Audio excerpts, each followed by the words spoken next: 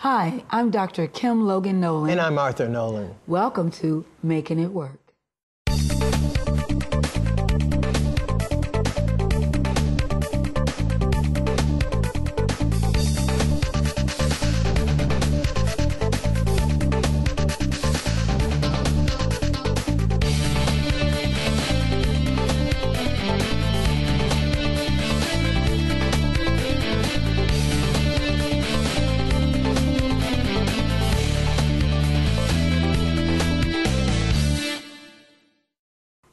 Our topic today, single parenting.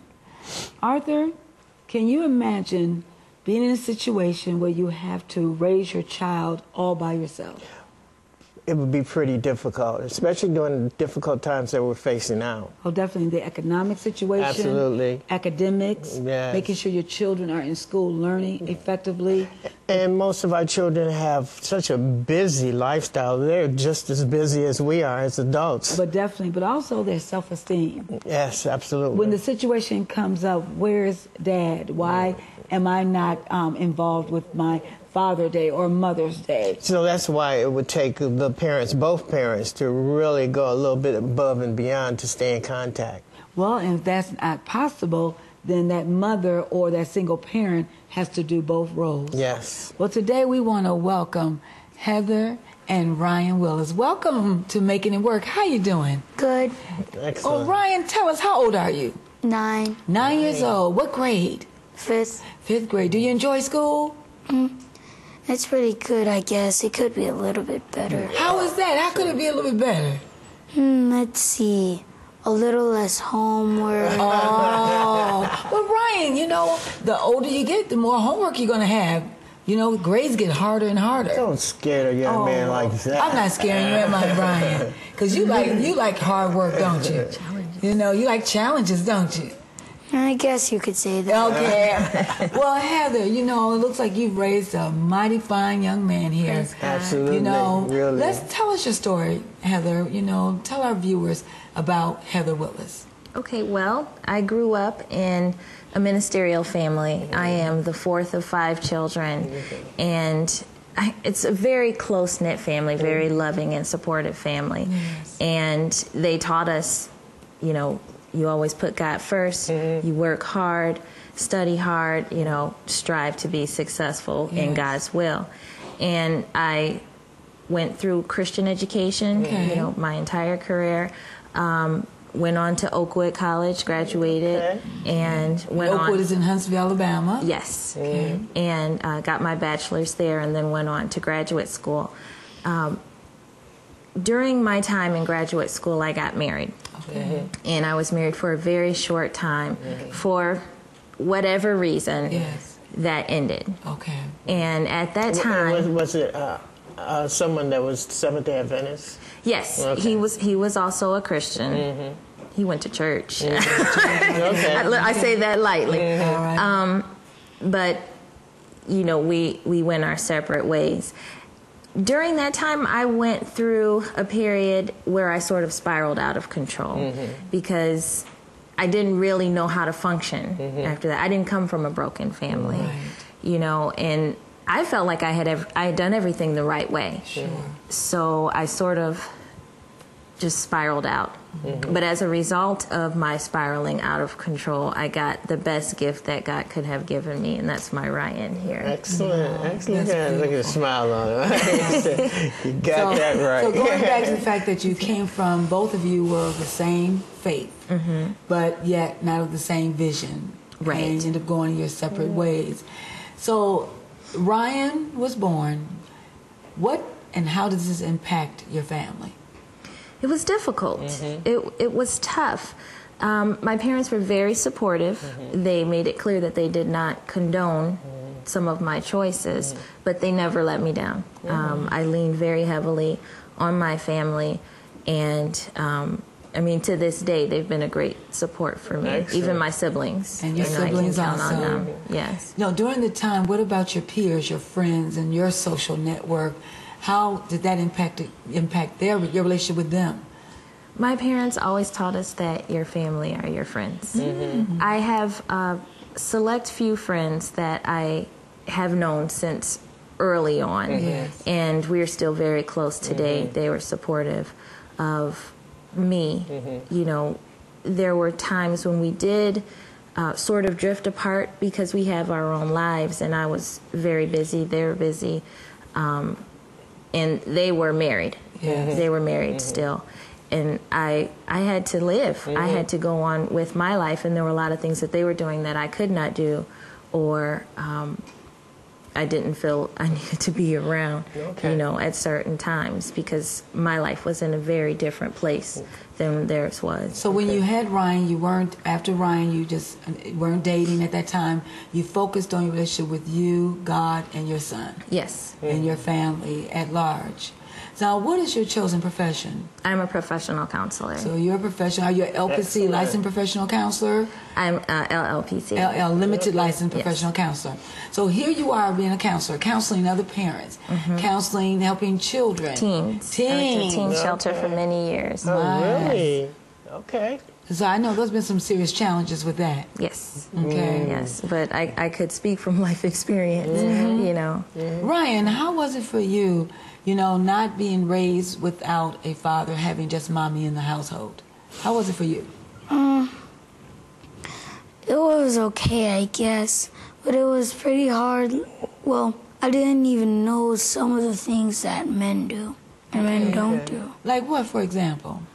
How they dance, I guess. I don't know. How they dance? Or they, what do you mean by how they dance? What do you mean? Well, kind of personal. Oh, it's kind of personal? Okay. What else, you know, that you think, do you think children need both a mother and father? They probably do, because it's a really heavy load for parents Wow. Excellent. and children. They need a mother and a father. Okay. Now, do you get many on punishment? Do you get spankings? How does mommy deal with something when you misbehave? Or do you ever misbehave?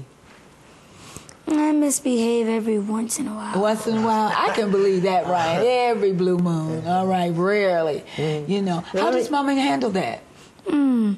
Let's see, spankings, groundings, no computer or No TV. computer. Oh, no television. That's hard. Is that hard? Very hard. What do you like doing? What's some of your favorite activities? Let's see, swimming, basketball, soccer, reading, eating. Of course. Is mommy a good cook? Very. That's great. That's great. Now, he just outlined some of the things that he likes to do. Yes. How does that affect your schedule? Oh, my. We're busy. Yeah, I can We're imagine. busy, and I invest a lot of time into making sure that he gets to do the things that would make him more well-rounded.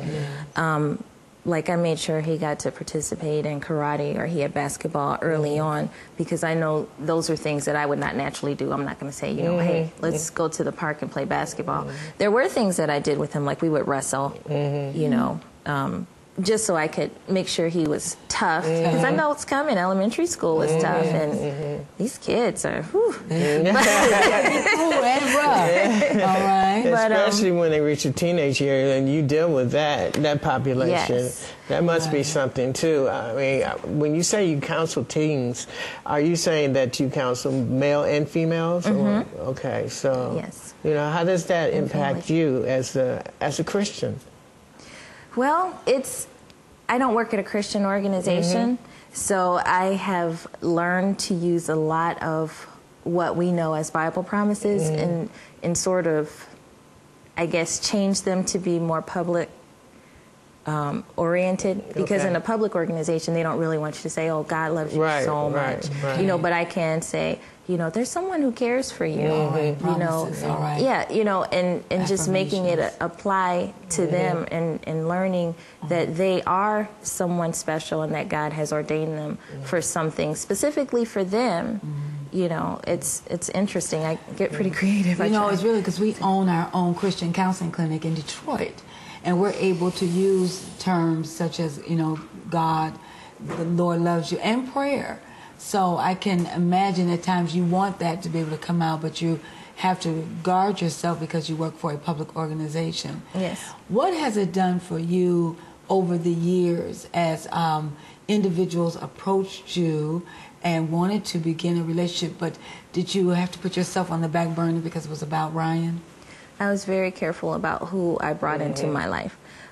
Because I've worked with children, because I have sort of segued into psychiatric screening, I've seen what happens when the wrong people get involved with your children. Okay. And because of that, I have limited my interactions with certain people. And I've also gotten to the point where if I do allow someone into my life, I place a time limit on it because I'm a grown woman. And if you're a grown up, then you should be able to read people. That's what I think. You know what I'm saying? So it shouldn't take too long for you to figure out, or someone to figure out whether or not this person is going to be a benefit to you or a detriment. You know, and if you don't trust them, why waste your time? Well, that's such a powerful point, because I would assume that in the population that you work with, a lot of the young people don't have that ability to really, I guess, see in the future with some of the relationships that they deal with, and that's why they get in trouble. You know, so how do you counsel them? What do you say to them? Well, I try not to tell them what to do, because I've found that when you try to tell people what to do, it might work for you, but it doesn't work for them. So it's important to help them learn to build their own skills and their own sense of discernment, you know, and just teach them what are the qualities that you're looking for in a friend. What makes a good friend? You know, what do people like about you? Okay, when you are interacting with people at school, or if they're involved in church at all, you know, who are you drawn to and why? So there's a risk involved. A risk involved. One of the things that, you know, we're quite aware of is that you are in a relationship now. You know, so in that relationship, how did it come about? I mean, was it a risk involved in dealing with that person? You gave time frames, and how did it move forward? There's always a risk involved. When I met this young man, I did not meet him under the pretense that we were moving into a relationship. We were friends first. He was my guitar instructor. And the very first day I met him, he actually carried Ryan to the car for me, because it was after a church service, and he was showing me something on my guitar, but in the meantime, Ryan fell asleep. And so I said, oh man, I have to run this to the car. I have to make 2 trips. So I had to take the guitar to the car. He said, no, don't worry about it. I'll carry him. I said, oh, that's nice. You know, I didn't know anything about him. You just took the initiative. Yes. So that's a flag right there. Okay. That was you know, great. kind, you know. Well, Ryan, Mommy's getting ready to get married. Yes, ma'am. Are you excited? Very excited. Tell us why. Because there hasn't been a man in the house in a long time. Wow. Okay, now you said there's a man involved, you know, so that must mean a lot to you. Yes, sir. Yeah, well, okay, you know. So what are some of the things that you have planned with when you see this guy that comes and visits your mom? I just wrestle with him, seeing how great his reflexes are. Oh, okay, sizing him up. Okay. Well, when you first met him, though, and you know, you realized he was more than Mommy's guitar teacher. Wow. I think he likes my mom. Were you nervous, or were you like protective of Mommy? Oh, I was protecting her. Okay. Did you ask him a lot of questions? Not really. Not really. But did you like him first off? You liked him. He was pretty cool. He was pretty cool. That's And he important. still is. And he still is. That's great. Well, that is wonderful. Let me ask you, Ryan, what is the most important component of your life? What's the most important thing in your life? Well, when I met D-Dad. When you met D-Dad? Who was D-Dad? Darryl Dixon. Ah, good name. That's cute. D-Dad. That's nice. That's great. You know, so it sounds like, you know, things are really at a good point. And what stands out even more so is how observant and how willing Ryan is as far as to interact with Darryl. Oh, so that's really a positive point. You know, Heather, I hear Ryan saying, yes, ma'am, yes, sir, and he's so articulate. Thank you. In today's society, you know, we have many children who speak well, communicate well. What did you do? How did you get him to that point to even get him? I know repetition, you know, but he is like so mannerable. Good thing. How did you get? What did you do? What did you do? Tell our viewers, what was your secret? What's your formula? We pray a lot. Pray a lot. No, seriously, I feel that if someone knows what's expected of them, they will do well. And so early on, you know, we talk a lot, and I let him know, you know, how he's doing according to what the standards are that we live our lives by. And we just let him know what's expected of him. And I remind him, like if I call him, I say, you know, Ryan, I don't hear anything. Ryan, huh? What? What is that? I don't understand, huh? What are you saying? Ma'am? Yes, ma'am. I'm coming, Mom. Yeah. So. And that's the way you addressed your parents. Yes. And you still do. Yes. And, train up a child. Train up a child, and the way it should go when it's old, it shall not depart. Well, listen, viewers, we have a surprise for you. You're going to get a chance to meet Mr. Darryl Dixon. D-Dad. D-Dad. D-Dad. I like that sound. That is so cool. Did you gave him that name? We thought about it. Yeah, so they worked on it together. Okay, D-Dad. You're going to get some T-shirts or things. You can get some T-shirts and some hats. D-Dad. First we called him Dr. Pepper. And now D-Dad. D-Dad fits, though. D-Dad. I like D-Dad. That's a good name. Yeah. Well, stay tuned, and we'll be right back.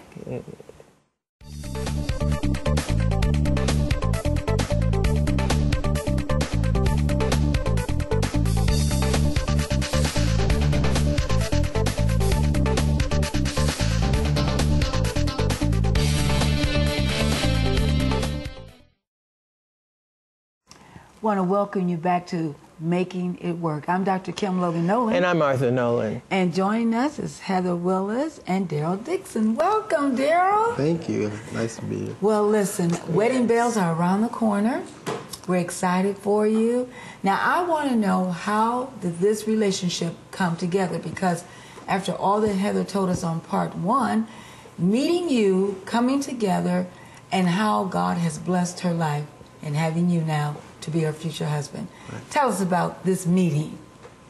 Well, I met Heather at a church service. There was this church called Vertical Encounter, and they were having a service at the Embassy Suites. Okay. And Heather was singing on the praise team. The first time she sang, I was out of town that weekend, and then I think the following weekend I came. It was a few weeks. A few weeks is when I met her. Okay. And she walked up to me and asked me if I could teach her to play guitar. Okay. And I said, sure, I will. Okay. And didn't really take too much notice on how cute she was, but in the back of my mind, you know, that it crossed my mind. But you know, so that's how we met. All right. Yeah. Now, how many guitar lessons did you have, Heather, before this relationship went into this romance? Well, it didn't go right into romance. It went to friendship, but I probably only had like 3. Oh, 3 lessons. All right, did you hear that? That's 3 right. lessons. That's okay. right. And you said something so important. It went into a friendship. Okay. Yeah. So how long have you all known each other, and how long before you proposed, and where did you propose? Well, I've known Heather for at least 2 years. 3 years. You know, and you know, what is up with guys who can't remember these dates? You know, is this something with all men? Hey, we got a lot going on. We got a lot going on. Okay, all right. I'm gonna let you go. Okay. Why did you interrupt? He was really. Well, you know, it's just you know, I meet a lot of men who can't remember dates. So go back to that, Darryl. All right. I remember every date. What date did we get married? I forgot that one. March 6th. All right. Okay. All right. All right, dear. I'm sorry. Go on. Yeah. So I proposed to her. I took her to this Italian restaurant that I used to go to when I wasn't dating at all, but I just liked the food there, and I decided to take her there, and that's where I proposed to her. Excellent. And we became close as friends. Yes. And when you get older, you kind of know faster, what you're looking for and what's good for you. Okay. And so it was that time. That was so. great. But Heather, he wasn't of your same faith, of your same denomination. No. Was that a concern for you? It was. Okay. It was. And anybody who knows me knows that I am very particular. Yes. I am very particular. And we discussed it. But Darryl, since I've known him, I met him in the church, for some people that might not mean anything, but he has shown himself to be someone who loves God and who is committed to doing what God wants him to do.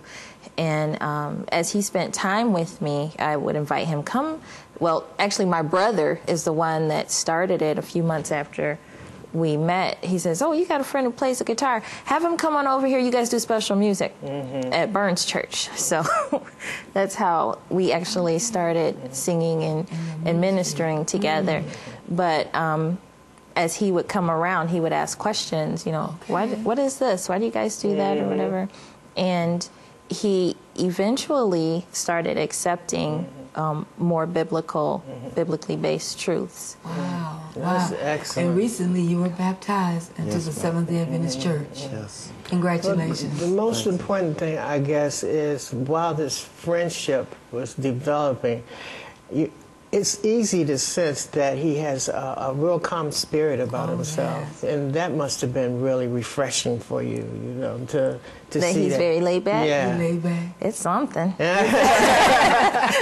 Because I'm high energy, and I But see, tell that's you, the thing. I mean, if you're high energy and he's a little laid back, that's that balance in That there. balance, Now, Darryl, you have 2 daughters, Yes. and with Ryan, you have a blended family. How do you get along with his daughters, and how do you get along with Ryan? Because we heard Ryan loves to wrestle. You are the dad, all right? Yeah, Ryan is an awesome kid and a great guy, and I see potential greatness in him, and he comes from a strong family. Yes. And the thing that I really love about Ryan is his conviction and his passion for God at a young age, and as coming into his life, that's something that I feel like it's my responsibility to make sure that he loves God with everything that he has in him. That's excellent. Beautiful. Do you all pray together? Yes. So what about the relationship that your daughters have with Ryan? How's that? Oh, they love each they other. get along really well. Works really well. Yeah. That's Yeah. great. All right, That's okay, great. So all right. everything seems to be falling into place. Yes, Well, sir. we're so You know. happy for you. I want to hear your ministry. Would you sing and play something for us? Sure. Is this song something you wrote? I did not write this. This is a song by a praise and worship leader, Tommy Walker, and it's just one of my favorite songs. Because there were times when I did feel like I was alone, and I mean, I was never a drug addict. I was never, walking the streets or anything like that. But it was always good to know that God was with me. Excellent. Beautiful, beautiful.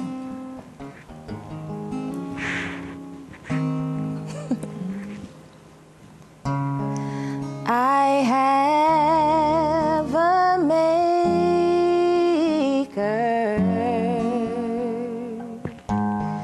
He formed my heart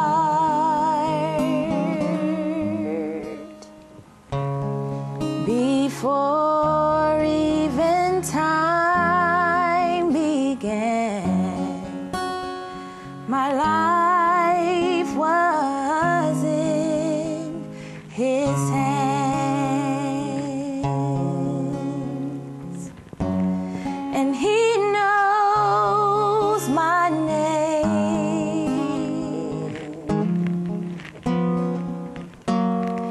He knows my every thought, and He sees each tear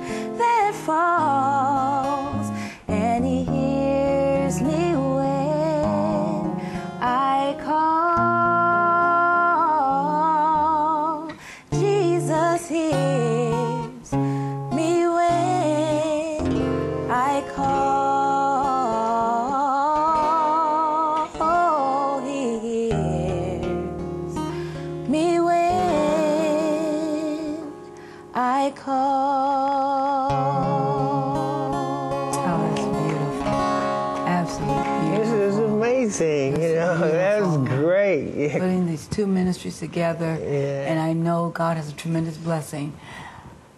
Children, do you want more children? It's a negotiation. Well, you know, it's been a joy. Single parenting brings a lot of challenges. Yes. But if you just hold out and wait and don't settle, wait for what God has for you, and God will bring you a beautiful ending. Not to the story, but a new beginning. Darryl and Arthur, would you take us out? Well, you know, before we do that, I just want to say that it's been a pleasure. Definitely a pleasure. And I think that the Lord has a special blessing in store for you and your family. So, And we're glad to be a part of the village. yes, yes. Amen. All right. Well, we want you to come back after the honeymoon. Amen. Would you do that? For sure. Thank you. Well, Darryl and Arthur, would you take us out? Can yes. I sing? Can I sing? No, okay. Okay. I'll leave that to Heather. All right. What are you all going to do? Take us out. Well, I'm Dr. Kim Logan-Nowlin. And I'm Arthur Nolan. Thank you for being with us on Making It Work. All right, guys, take Let's us try out. swing low. Okay. Swing low. All right.